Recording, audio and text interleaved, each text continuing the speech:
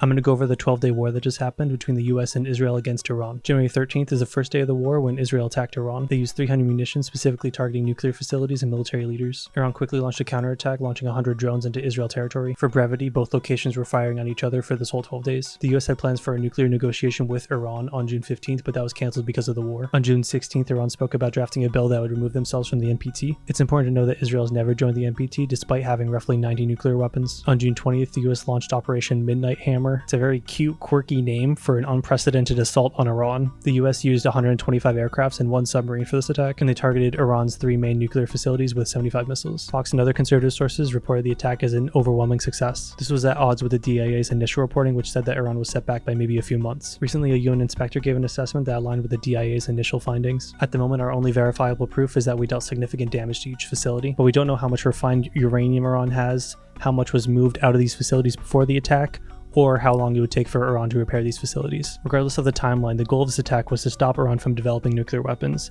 and because we have all this unverifiable information, I would deem this attack a failure because we just don't know when they can actually develop these weapons. Numerous countries have since condemned the attacks, including Russia, China, Pakistan, and Venezuela, and the Hamas and Houthi militant groups have also condemned the attacks. Many other countries have just expressed concern and are asking for returns to diplomacy. Iraq and Qatar both stated the strikes risk severely damaging implications on an already unstable region. The EU generally had a more reserved response, just calling for more diplomacy. Specifically, UK Prime Minister Keir Starmer said, quote, "Iran can never be allowed to develop a nuclear weapon," which is really ironic considering Israel has had at least 1 nuclear weapon since 1970 and they have about 90 right now.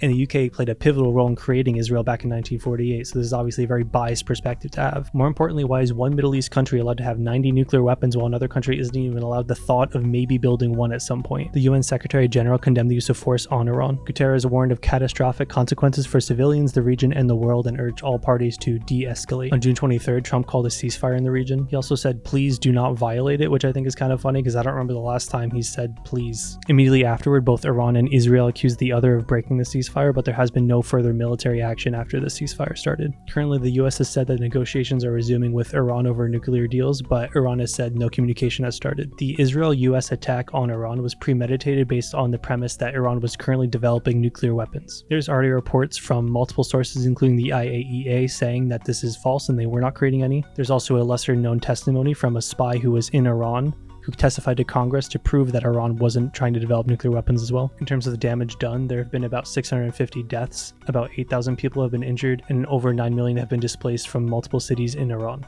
This damage was perpetuated by the hostile attacks by Israel and the US under the false pretense that Iran was creating nuclear weapons. I'll be posting more about this and other topical subjects as they come up. Please make sure to like and follow to stay up to date.